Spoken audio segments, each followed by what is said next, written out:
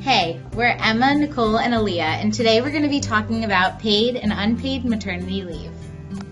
All around the world, countries offer some form of paid maternity and/or paternity leave. Many of these countries have multiple weeks set aside for maternity and/or paternity leave, paying almost 100% of the leavee's salary, or 100% of the leavee's salary. The picture below demonstrates a general idea of the amount of weeks a parent is allowed to take off when having a baby or adopting a child.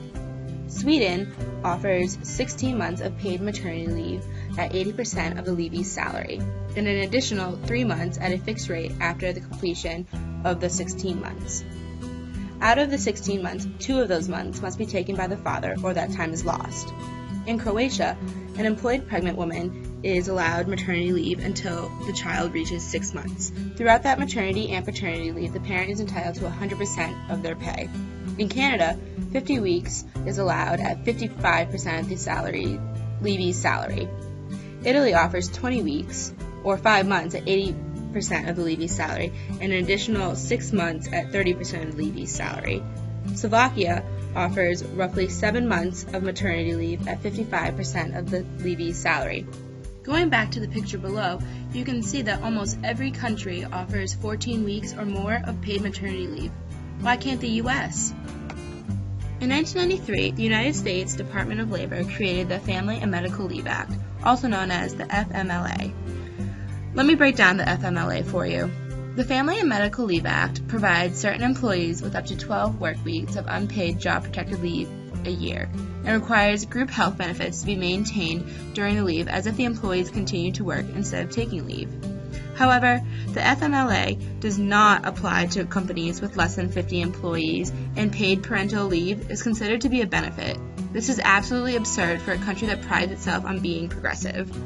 Many Americans cannot afford to take unpaid time off as it is, and then adding the stress of a newborn baby to a possible already stressful financial situation can be traumatic.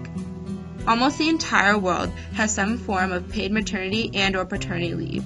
In saying that, the U.S. is not alone in being a country without maternity leave.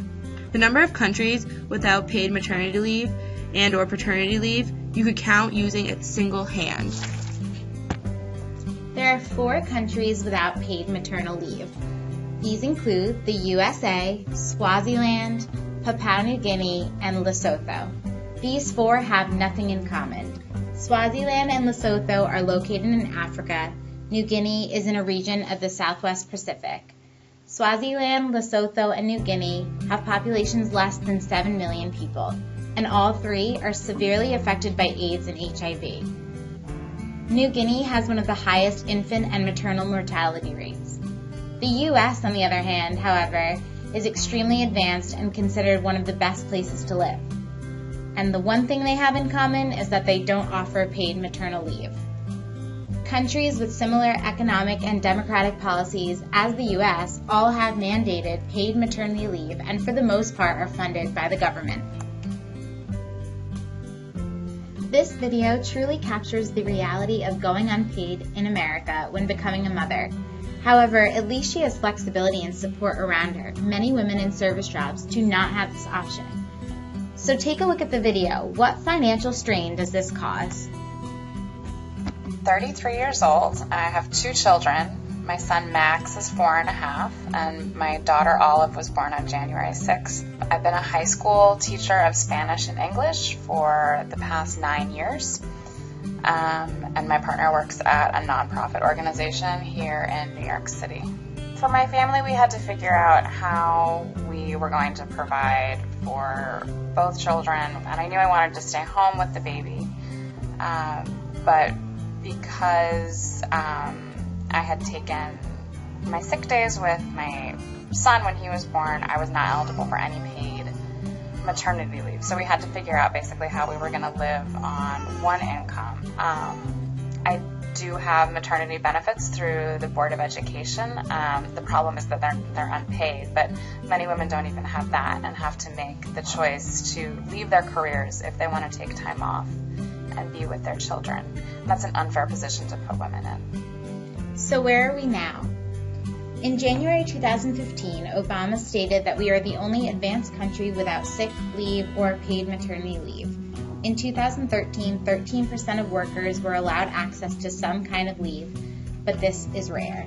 In comparison to the rest of the developed world, this is extremely low, and the United States also mandates the shortest period of time off, which is 12 weeks. The UK and Australia allow for up to a year with paid benefits and a secured job, whereas Iceland has the second shortest length of time, 13 weeks. However, this is completely paid for. Only 3 states in the U.S. offer paid family leave through employee-paid payroll taxes. These include Rhode Island, California, and New Jersey. Obama signed a memorandum for federal employees to take up to 6 weeks of paid leave for a new child or an ill family member. New Jersey and California have both instituted 6-week partial pay family leave funded by the small payroll tax. The benefits for New Jersey included that the women who had taken the paid leave were more likely to be working 9 to 12 months after the birth of their child than the new mothers who had not gotten this benefit. The benefits in California were that the women who took the paid leave ended up breastfeeding their babies for longer, which has better health implications in the long run. Overall, those who have had this benefit return to work happier, healthier, and less distracted. Did you know that until 1978, it was legal in most states to fire women for becoming pregnant? That is quite scary. Paid maternity leave has some indisputable advantages. To compensate for the cost of raising a child, a mother will most likely go back to work sooner after giving birth to earn more money, especially if paid maternity leave is not included in their benefit package. In addition, the crucial bonding time for the mother and newborn will be increased if concern of unpaid leave is not in the equation. There are so many disadvantages to parents when they do not have access to paid maternity and/or paternity leave. Did you know that only 11 to 12% of American workers have access to paid maternity leave? Without paid maternity leave, how are women expected to properly care for themselves and their newborn child in such limited time, with less income coming in, which can create an enormous amount of stress?